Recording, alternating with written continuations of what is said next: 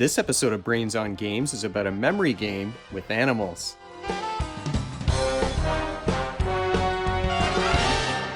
Welcome to Brains on Games. I'm Dr. Brian McDonald. In this episode, we are going to talk about a memory game that's designed not only to help kids learn to remember numbers, but to help kids learn a system, a memory strategy to help them remember strings of numbers.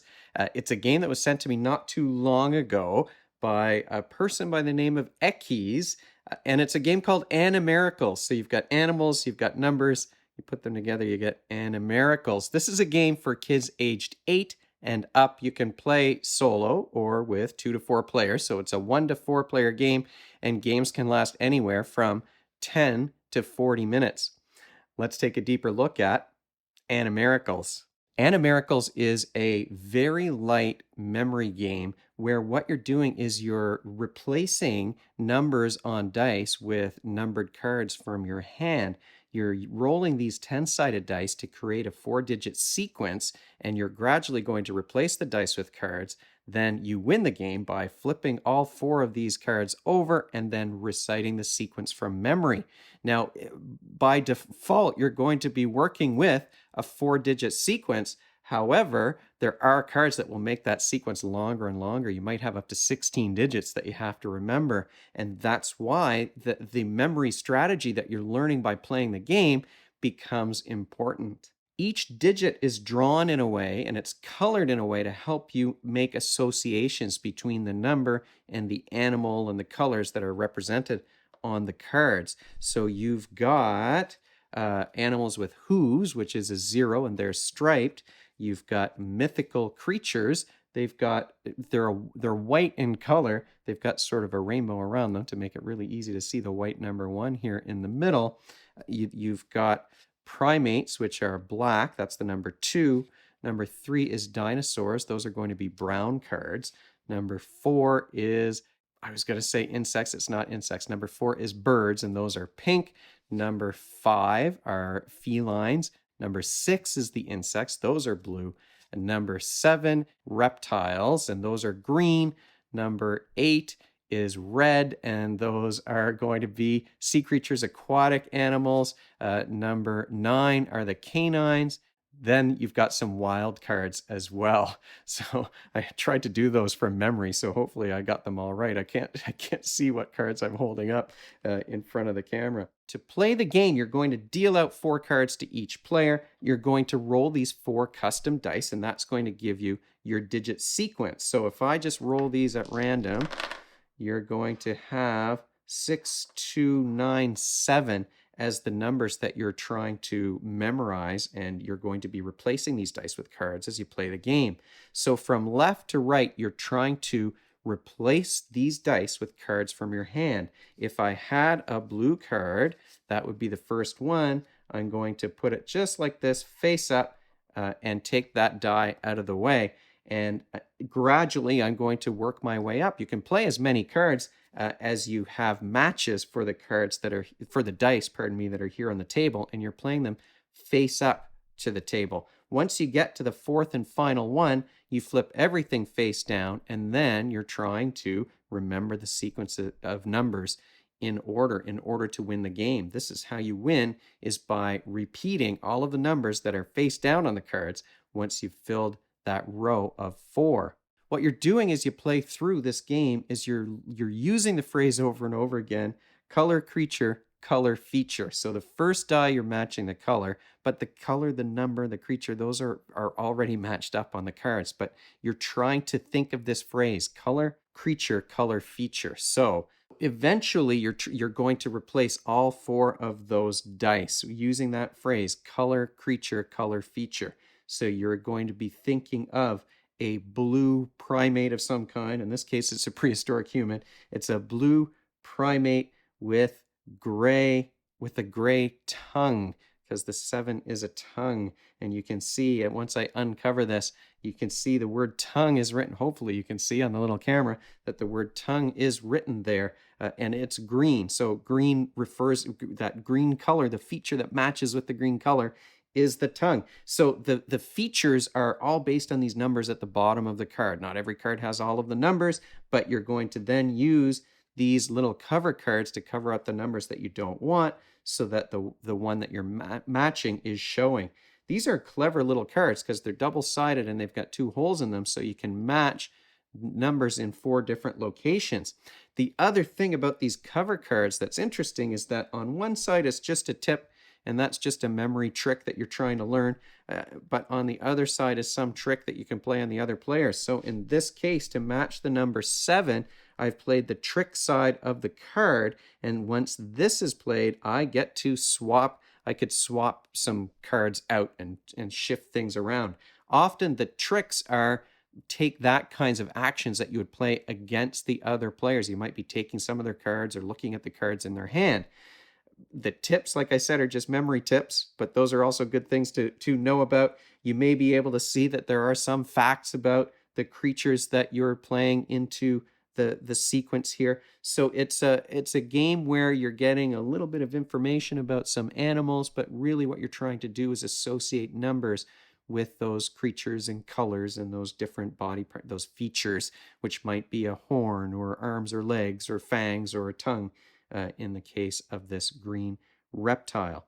Now, the other take that mechanism in the deck is that there are several cards, these unusual action cards, that extend the sequence. So if my opponent has managed to match this final one and they're starting to turn over and recite their animals, because that's what you do. Once you've matched the 4th die or whatever the final die is, you flip everything over and then you're trying to remember that sequence. Using that phrase would be helpful, the color, creature, color, feature phrase, so that you can remember that it was a blue primate with a gray tongue, and then you translate that back into the numbers, right? So if you can visualize that creature, it's meant to be this strange, weird creature that you're visualizing, but hopefully over time through playing the game and maybe studying even that chart with all the numbers and what they mean, you're going to make those associations to make it easier to translate back and forth between the colors and the creatures and the features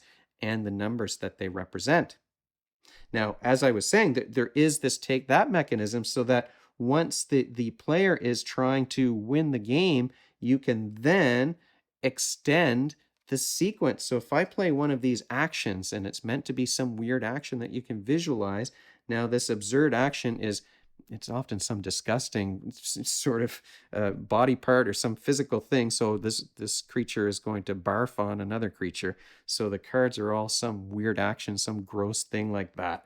But that's to get the kids to visualize that, okay, well, now this, whatever that creature was, the blue primate with the gray tongue is going to barf on some other creature, because now that I played that action, the sequence extends by 4. I leave those face down and I re-roll all of the dice, and now I'm trying to memorize an 8-digit sequence instead of just a 4-digit sequence. And I'm doing that by now I'm imagining these 2 creatures and one is vomiting on the other one. So it's meant to be some crazy image that you can put in your mind to make that more memorable. As we played through the game, I only played it at a 2-player count because it was only me and my son who were around to play it when I was trying this out. And we found sometimes that we were running out of cards, like we were constantly drawing cards, and there would be several turns where neither of us could play anything. I think that would be less common when you've got 3 or 4 players instead of just 2. But you do have those wild cards. I showed you that orange card earlier, and that can be used as multiple different creatures or features, and you do that again by using these cover cards to cover up the other numbers that you don't want, so that only the number that you're using is showing through that little hole in the card. What skills are you practicing when you're playing a game of Animericals? Well, of course, it's memory. You're learning how to memorize more information, in particular these number sequences, through that visualization strategy. And it's one that, just earlier this week, I was reading an article from a university website about different study strategies, and visualizing something that's crazy and memorable was one of those things that was recommended. So through playing this game, you're practicing that skill. And that is something I would like to hear more from you about. That's my question for you this episode, because there are a whole bunch of different study strategies and memory strategies that I recommend as part of my job. I'd love to hear what are your favorites. What study strategy worked best for you when you were at school? What memory tricks do you use on a day-to-day basis? If you leave a comment in the comment section below the video, I'd love to hear from you about that. What are the final thoughts, though, here about this Animericals game? Well, it's a classic kind of matching game, right? It's a game that we've all probably played when we were kids.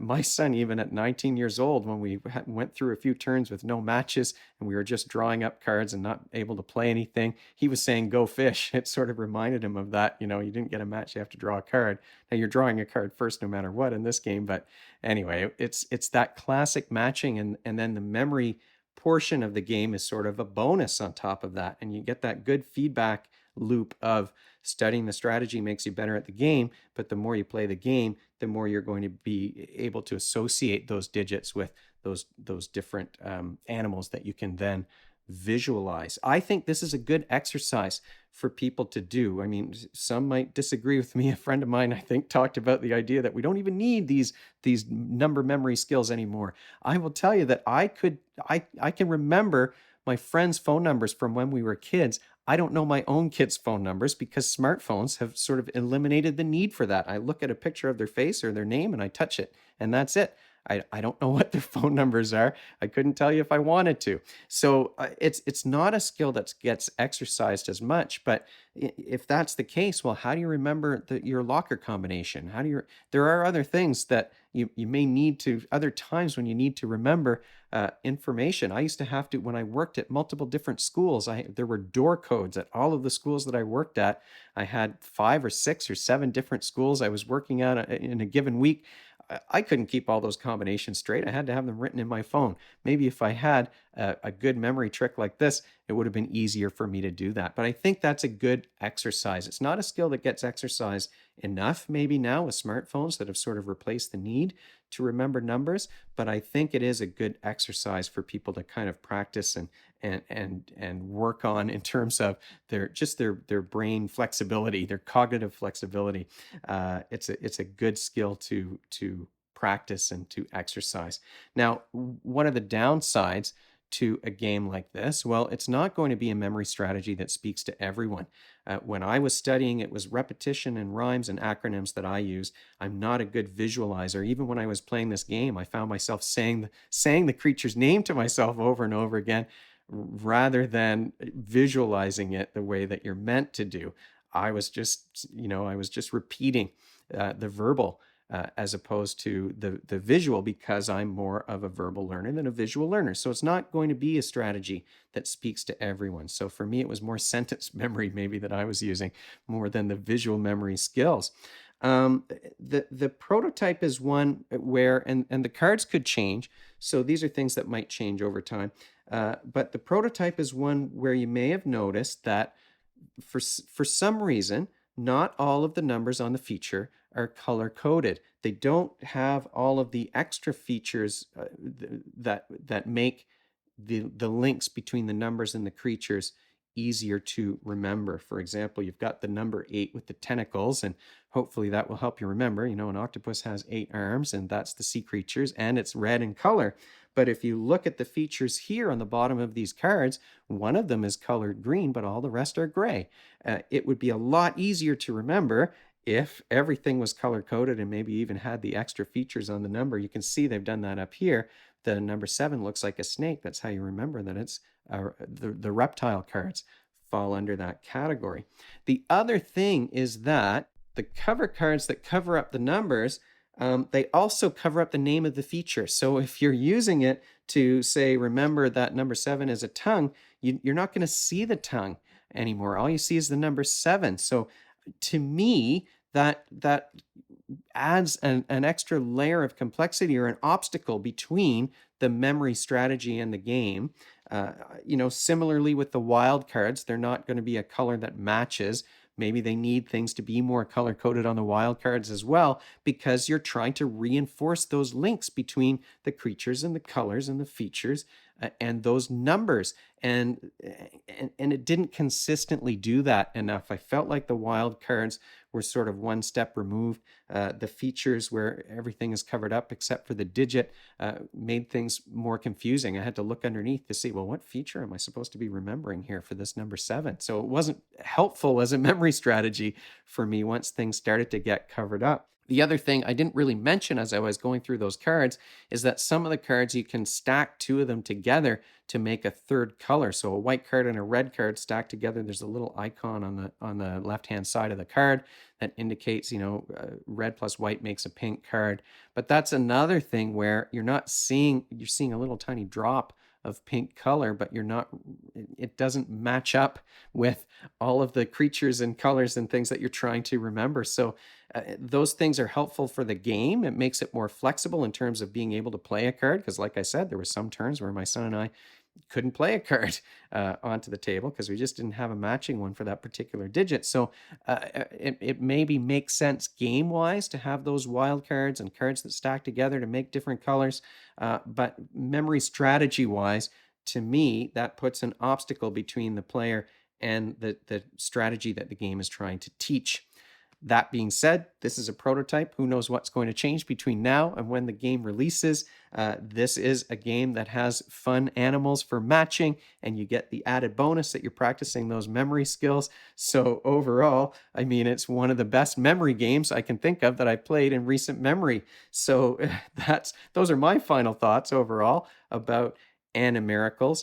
If you have any questions or comments or suggestions, you can leave them in the comment section below the video, or you can email me at brian@brainsongames.ca. Brainsongames.ca is the website where future episodes will go, and the previous ones are up there already.